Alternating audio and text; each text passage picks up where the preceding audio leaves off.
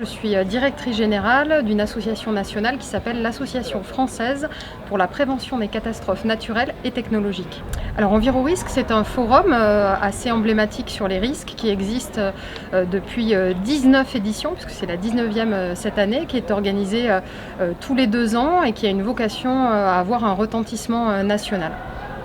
Le thème de mon atelier portait sur la prévention du risque sismique en France pour partager les expériences en matière de prévention et de retour d'expérience également de séismes majeurs qui ont pu frapper la France ou des pays transfrontaliers, voire d'autres zones à l'international, pour voir comment aller plus loin aujourd'hui en matière de culture du risque et de préparation et faire des ponts entre ce risque sismique et d'autres risques majeurs pour être prêt à de multi-agressions de toute nature, naturelle ou technologique. Sur la culture du risque sismique, nous sommes tous convenus que d'une part, il fallait mieux travailler sur l'éducation de nos enfants et que l'école avait un vrai rôle à jouer en termes de préparation opérationnelle des enfants à connaître les bons réflexes, comme préparer un kit d'urgence ou travailler un plan familial de mise en sécurité. Sur le risque sismique, on sait que la construction parasismique est vraiment un pilier clé de la prévention, qu'elle est efficace si elle est bien appliquée et qu'il y a un vrai enjeu de formation de tous les acteurs de l'acte de construire, des artisans en passant par les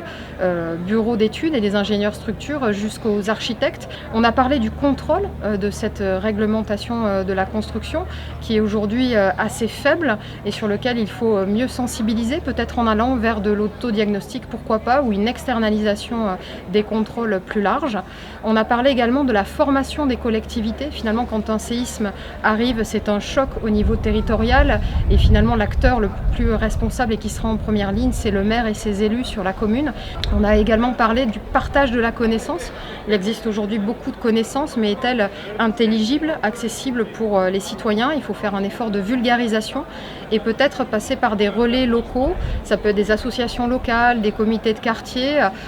Et enfin, ce qu'on s'est dit sur la culture du risque sismique, c'est que le principal, c'est que les gens puissent faire un état zéro de leur bâtiment, par exemple, est-il vulnérable, de leurs assurances, suis-je couvert par rapport au risque sismique, et puis est-ce que je sais les comportements à adopter en cas de séisme, et là, travailler sur la formation des citoyens et peut-être des exercices qui les impliqueraient plus, de la simulation et de l'expérience, du partage d'expérience également sur des territoires français ou proches de la France qui ont vécu ce type de séisme.